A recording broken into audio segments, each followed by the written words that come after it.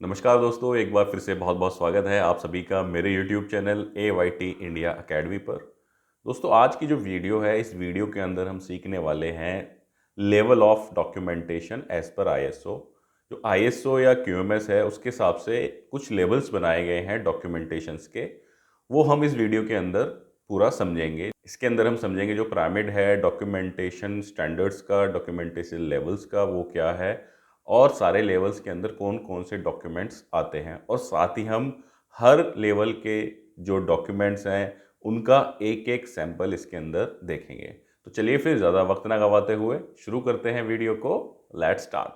दोस्तों, आपकी स्क्रीन के ऊपर जो एक पिरामिड आपको दिखाई दे रहा है, ये डॉक्यूमेंटेशन स्टैंडर्ड का पिरामिड है, जिसके अंदर टॉप पर लेवल 1 है और बॉटम पर लेवल 4 है। ठीक है, इसको हम क्या बोलते हैं? Documentation standard pyramid. ठीक है ये पिरामिड, लेकिन यहाँ पे क्या है, ट्रायंगल जैसे दिखाई दे रहा है, 3 डायमेंशनल। अगर इसको हम देखेंगे तो ये पिरामिड जैसा दिखाई देगा, जैसा कि इजिप्ट के अंदर पिरामिड है, इसलिए इसको डॉक्यूमेंटेशन पिरामिड कहा जाता है। कि तीनों डायरेक्शन से जब उसको देखें या चारों डायरेक्शन से उसको देखें तो एक जैसा दिखे। ठीक है, अब बात करते हैं इसमें लेवल्स की।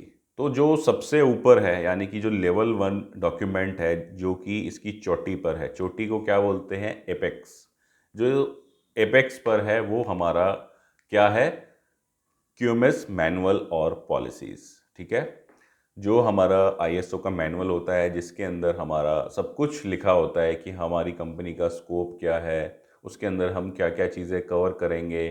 जितने भी 10 क्लॉजेज हैं, जो ISO के 10 क्लॉजेज हैं, उनको पूरा का पूरा डिस्क्राइब किया जाता है क्वालिटी सिस्टम मैनुअल के अंदर, हमारी इंडस्ट्री या हमारी ऑर्गेनाइजेशन के हिसाब से। और उसी के अंदर जो पॉलिसीज़ हैं, जैसे हमारी क्वालिटी पॉलिसी आ गई, एंटी ब्राइबरी पॉलिसी आ गई, एंटी हरेसमेंट पॉलिसी आ गई, और भी जो डिफरेंट पॉलिसीज़ हैं वो सारी हम मैनुअल के अंदर ही डालते हैं।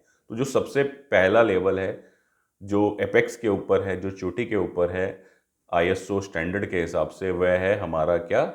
क्वालिटी सिस्टम मैनुअल और पॉलिसीज। इनके सैंपल्स भी हम देखेंगे आगे चल चल के। ठीक है, देन है हमारा प्रोसीजर्स डॉक्यूमेंटेड प्रोसेस।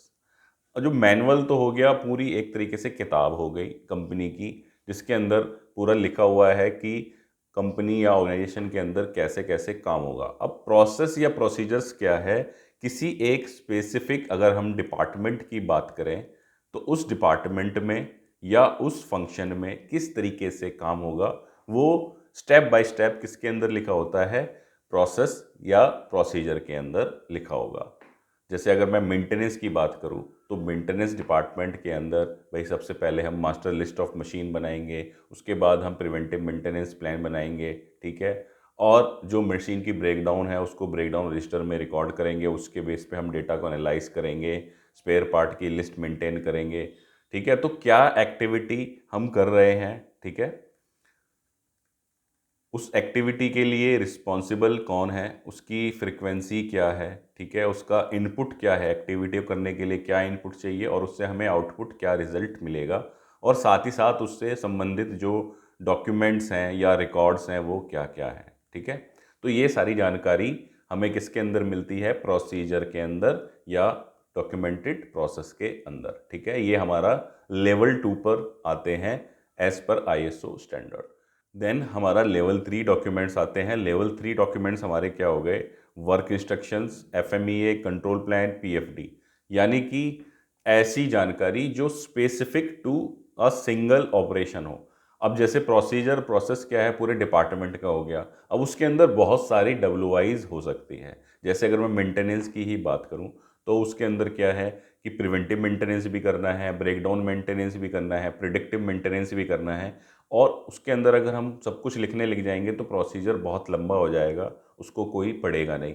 ऐसे ही हम सारी चीज़ें अगर उठा करके मैनुअल के अंदर भी डाल देंगे, हम यहाँ पर सारी चीज़ें मैनुअल में डाल देंगे तो मैनुअल भी बहुत बड़ा हो जाएगा। तो इसलिए क्या किया जाता है, पहले मैनुअल बनाया जाता है, फिर मैनुअल के हिसाब से प्रोसीजर्स, और देन हमारे जो WIs उसके अंदर लगने वाले हैं, जो उसके अंदर हमारे कुछ कंट्रोल प्लान बनेंगे, जो प्रोसेस फ्लो डायग्राम बनेंगे, ठीक है, वो सारे किसके अंदर आएंगे, हमारे लेवल 3 डॉक्यूमेंट्स के अंदर आएंगे। और जो सबसे आखिरी लेवल है लेवल 4 डॉक्यूमेंट, वो क्या हो गया हमारा फॉर्मेट्स रिकॉर्ड, ठीक है। अगर हम वैसे भी अगर मोटा मोटे बात करें तो ये हमारा हो गया डॉक्यूमेंट्स और ये हमारा हो गया रिकॉर्ड्स, ठीक है।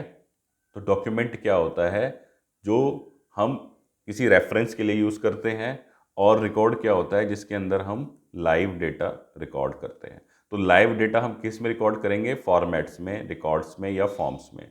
जैसे फॉर एग्जांपल हमारा डेली का मशीन प्रोडक्शन रिपोर्ट, ठीक है, रिजेक्शन रिपोर्ट, ब्रेकडाउन रिपोर्ट्स, तो ये सारी चीज़ें किसके अंदर आएंगी, ये सारी चीज़ें आएंगी हमारी लेवल 4 डॉक्यूमेंट्स के अंदर। तो इस तरीके से जो पिरामिड है आईएसओ डॉक्यूमेंट स्टैंडर्ड का वह काम करता है। लेवल 1 पे हमारा आ गया क्या, मैनुअल पॉलिसीज़। लेवल 2 पे आ गया हमारे प्रोसीजर्स, प्रोसेसेस। लेवल 3 पे आ गया हमारे work instructions, control plans, PFEMA, PFD etcetera.